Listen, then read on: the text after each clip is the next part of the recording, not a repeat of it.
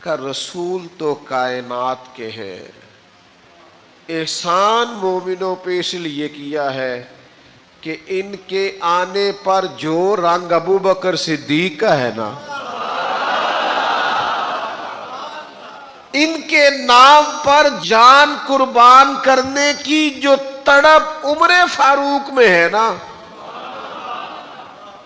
دیکھو تو صحیح عثمان کس طرح آ کے خدمتیں کرتے ہیں، کس طرح خود کھانے پکا پکا کے لاتے ہیں تو کائنات کے رسول، لیکن آنکھ کھول کے دیکھو نا، شیر خدا کے ہاتھوں پہ چھالے، وجود نور پر خوشبودار پسینہ، اور ایک باغ میں مزدوری کر کے چند کھجوریں لائے۔ علی کیا ہوا؟ فرمایا میرے نبی نے کھانا نہیں کھایا کئی دنوں سے۔ او بھائی احسان تو اسے بتانا ہے نا جس نے ماننا ہے۔ آؤ نا تمہیں میں لے چلوں حبشہ کی سرزمین پر، اسلام کے پہلے خطیب حضرت جعفر طیار نجاشی بادشاہ کے دربار میں کھڑے ہیں، اور نجاشی سوال کر رہا ہے کہ یہ لوگ آئے ہیں مکہ مکرمہ کے اور یہ تمہارے بارے میں کہتے ہیں کہ تم یہاں ہجرت کر کے آئے ہو، لیکن تم نے تو وہاں بڑا فساد معاذ اللہ برپا کر دیا ہے، ماجرا کیا ہے؟ تو حضرت جعفر طیار مولا علی کے بھائی بولے میں نہیں وہ درد لا سکتا، نہیں حیثیت کہ میں ترجمانی کروں۔ مسند امام احمد بن حنبل کھول کے دیکھنا، حضرت سیدنا جعفر طیار کہنے لگے بادشاہ ہم تو بت پرستی کرتے تھے،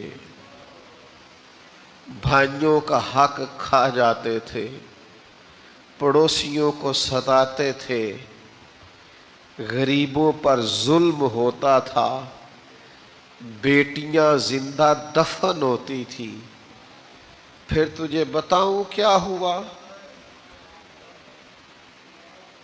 حضرت جعفر طیار کہنے لگے پھر اللہ نے نا ہمیں میں سے ہمیں ایک رسول عطا فرمایا، وہ دو عالم کی رحمت تھے،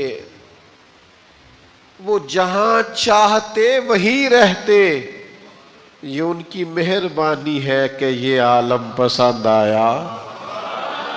فرمایا پھر اللہ لقد من اللہ علی المؤمنین اذ بعث فیہم رسولا، پھر اللہ نے ہمارے درمیان ایک رسول کو مبعوث فرمایا۔ پھر وہ جن بھائیوں کو ہم ستاتے تھے نا، ان سے پیار کرنے کو دل کرنے لگا، پھر جن غلاموں کو ہم گویا اچھوت سمجھتے تھے، قریب نہیں آتے تھے، پھر ہم ان کے ساتھ ایک پلیٹ میں کھانا کھانے لگے۔ فرمایا پھر وہ پڑوسی جو ایک دوسرے کو ستاتے تھے وہ ہم سائے بن گئے، ہم سائے، ایک سائے میں رہنے والے، جن کا سایہ ایک ہے۔ کہا بادشاہ پتہ تجھے بتاؤں ہوا کیا؟ بیٹیوں کو زندہ دفن کرتے تھے، اب ہم بیٹیوں کو دیکھ دیکھ کے جیتے ہیں، اب ہماری محبتوں، شفقتوں، توجہات کا مرکز بیٹیاں بن گئی ہیں، ہمارے انداز بدل گئے ہیں، بس کریم نے کرم کر دیا ہے، مالک نے رحمت کر دی، اس کے فضل کی برکھا برسی ہے، خود نہ تھے جو راہ پر وہ اوروں کے ہادی ہو گئے، خود نہ تھے جو راہ پر وہ اوروں کے ہادی ہو گئے۔ وہ کیا نظر تھی جس نے مردوں کو مسیحا کر دیا؟ وہ بجلی کا کڑکا تھا یہاں صوت ہادی، عرب کی زمین جس نے ساری ہلا دی، اتر کر ہیرا سے سوئے قوم آیا اور ایک نسخہ کیمیا ساتھ لایا، مس خام کو جس نے کندن بنایا، کھرا اور کھوٹا الگ کر دکھایا۔ نہ جانے وہ کیا کشش تھی، وہ کیا رنگ تھا، وہ کیا ادا تھی، وہ کیا انوکھا پن تھا، کیا جاذبیت تھی، کیا کیفیات تھی، کیا درد تھا، کیا سوز تھا۔ انقلاب بھی انقلاب ہے بادشاہ۔ کریم رب بڑا ہی بے نیاز ہے۔ اللہ تعالیٰ کی رحمتوں کا اور رحمت کی وسعتوں کا کوئی اندازہ کر سکتا نہیں ہے۔ کسی جگہ کسی مقام پر کوئی آدمی جتنی بھی عقل دوڑائے اس کی عقل تھک کے واپس آ جائے گی، پر اللہ تعالیٰ کی کرم نوازیوں کی کوئی حد بندی نہیں ہے۔ اس نے اپنے فضل سے پیدا کیا، صحت دی، تندرستی دی، عافیت دی، اور ہماری زندگی میں جتنی چیزیں ہمارے پاس موجود ہیں ان میں سے بہت ساری ایسی ہیں جو ہماری محنت کا نتیجہ نہیں، ایک ذرہ برابر محنت شامل نہیں، محض اللہ کا فضل ہے۔ اتنے سارے انعامات کیے، لیکن ایک مقام پہ آ کے وہ کریم فرماتا ہے، میں نے تم پر احسان کیا ہے۔ احسان اتنے ہیں گنے نہیں جا سکتے، شمار نہیں کیے جا سکتے۔ عقل تھک کے لوٹ آئے گی۔ مالک کے احسانات کی نہ کوئی حد بندی ہے، نہ کوئی شمار ہے۔ وہ خود فرماتا ہے تم میری نعمتیں گننا چاہو تم گن نہیں سکتے، لیکن ایک مقام پر کہتا ہے لَقَدْ مَنَّ اللَّهُ عَلَى الْمُؤْمِنِينَ إِذْ بَعَثَ فِيهِمْ رَسُولًا،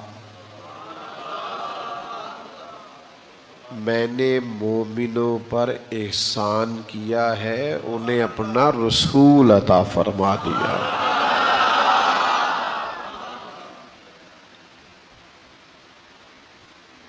نہیں سمجھا سکتا میں آپ کو، یہ میرے بس کی بات ہی نہیں،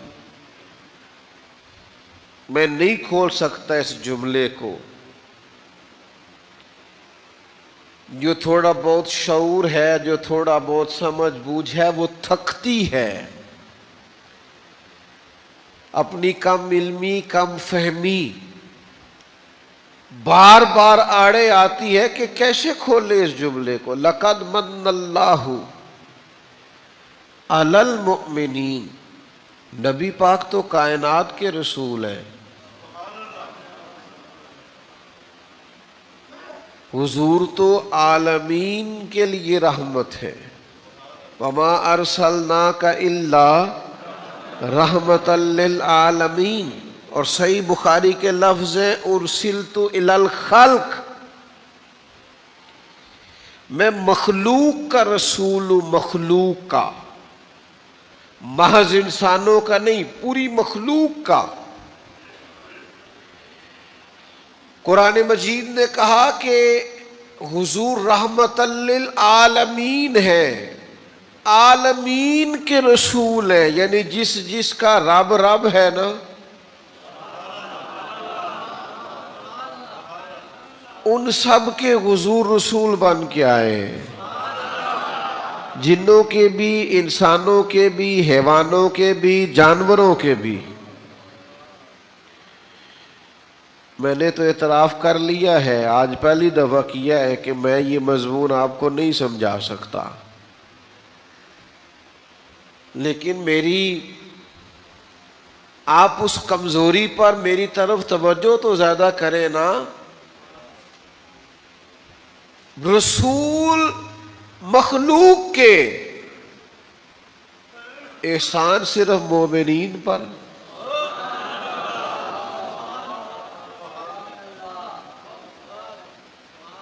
یا اللہ جنوں پر احسان نہیں، فرشتوں پر احسان نہیں، تیرے محبوب نے تو جانوروں کے حقوق بھی بیان کیے، ان پر احسان نہیں۔ پھر کل انسانوں کے حضور رسول ہیں. یہ ساری امت دعوت ہے نبی پاک علیہ السلام کی، تو مالک کی ساری کائنات پر احسان نہیں. تو گویا قرآن مجید کی یہ آیت بتاتی ہے کہ احسان تو سب پر ہے، پر بات تو اس سے کرنی ہے نا جو احسان مانے.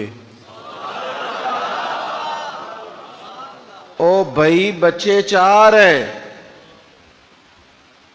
سارے باپ کی اولاد ہے، باپ نے مشترکہ خرچہ کیا ہے، والد نے مشترکہ تعلیم دلوائی ہے، ایک جیسے اسکول میں پڑھایا ہے، جتنا گھر میں کھانا پینا رہنا سہنا تھا مشترکہ ہے. لیکن وہ 4 میں سے ایک کو ٹیلی فون کر کے کام بتاتا ہے، ایک کو اپنے مسئلے ڈسکس کرتا ہے ایک کے ساتھ. اسے پوچھے بھائی تیرے بیٹے 4 نہیں، وہ کہندا ہے منڈے تے پتر تے 4 ہی نے، پر کرنی تھی وہ دے نہ جڑی منے. بات تو اس سے کرنی ہے جو فرما بردار ہو، بوجھ تو اس پہ ڈالنا ہے جو بوجھ اٹھائے، کام اس کو کرنا جو بھاگ کے کار آئے. تو جو کہے ابا جی طبیعت ذرا ٹھیک نہیں، میں تھوڑا مصروف ہوں، ذرا فلانی جگہ جانا تھا، تو دوسری دفعہ کام کیسے بتائیں گے؟ بلا مثال و بلا تشبیہ.